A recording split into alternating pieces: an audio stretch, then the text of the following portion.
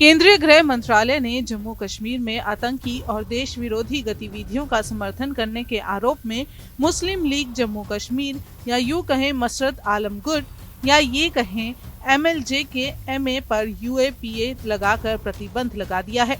केंद्रीय गृह मंत्री अमित शाह ने खुद ट्वीट कर मुस्लिम लीग जम्मू कश्मीर पर प्रतिबंध लगाने का ऐलान किया है। जम्मू कश्मीर के हालात बेहतर बनाने की और केंद्र सरकार द्वारा कई प्रयास लगातार जारी हैं।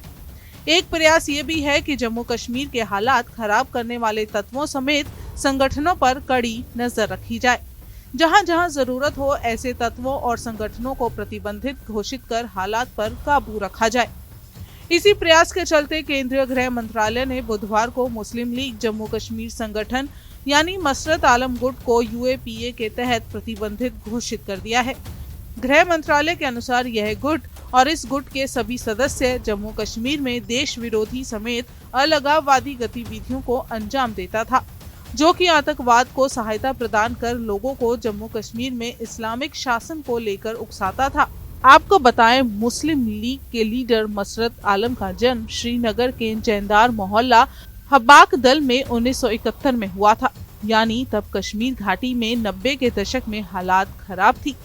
तब मसरत अपने 20 वर्ष की उम्र में था और मसरत भी इस विचारधारा से काफी हद तक प्रभावित था और कश्मीर में गन कल्चर का समर्थक भी था। मसरत आलम भट्ट पहली बार BSF द्वारा तब आतंकी कमांडर मुश्ताक अहमद के साथी होने पर श्रीनगर में 1990 में पहली बार गिरफ्तार किया गया था। मसरत आलम इसके बाद रिहा हुआ और फिर वो दादा की दुकान पर काम करने लगा। इसी बीच कश्मीर विश्वविद्यालय से मसरत ने ग्रेजुएशन की डिग्री हासिल कर ली।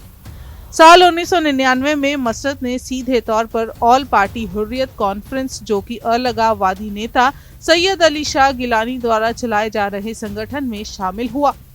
हुर्रियत कार्यकर्ता के तौर पर काम करने लगा, जिससे मसरत आलम को प्रमुख अलगाववादी नेता सैयद अली शाह गिलानी की सहायता से पहचान मिली।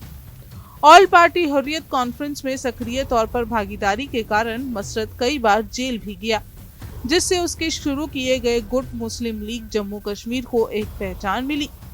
वो भी प्रमुख अलगाववादी नेता सैयद अली शाह गिलानी के नेतृत्व में, जिनको तब मसरत के मुस्लिम लीग से कोई आपत्ति नहीं थी। मसरत अंतर्राष्ट्रीय स्तर पर घोषित आतंकी हाफिज सईद का समर्थक रहा है।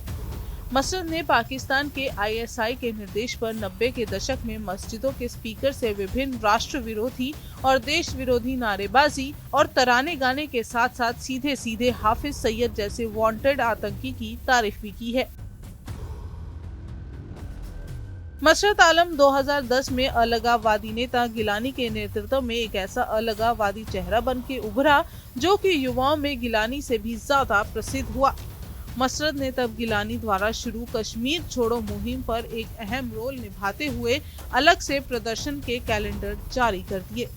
साल 2014 में आम लोगों की सेना और सुरक्षा बलों द्वारा सहायता करने पर भी मसरत ने तब आपत्ति जताई थी। साल 2015 में मसरत ने हुर्रियत नेता सैयद अली शाह गिलानी के दिल्ली से कश्मीर आने पर एक रैली के बीच पाकिस्तानी झंडा लहराया था, पाकिस्तान के समर्थन में नारेबाजी की थी, जिसके दूसरे दिन मसरत को फिर से गिरफ्तार किया गया था। पाकिस्तान द्वारा गिलानी को ऑल पार्टी हुर्रियत कॉन्फ्रेंस के अध्यक्ष पद से हटाए जाने के बाद इस पद पर गिलानी के उत्तराधिकारी मोहम्मद अशरफ सोहराई को नियुक्त किया गया, जिसकी कोविड से मौत के बाद अलगाववादी संगठन की कमान मसरत आलम को फिलहाल सौंपी गई है। गौरतलब है कि मुस्लिम लीग मसरत गुट के आज प्रतिबंधित होने से पहले अलगाववादी नेता शबीर अहमद शाह की Jammu Kashmir democratic freedom party को भी गृह मंत्रालय द्वारा UAPA द्वारा प्रतिबंधित घोषित कर दिया गया है और इस गुट की सभी गतिविधियों को देश विरोधी घोषित कर दिया गया है।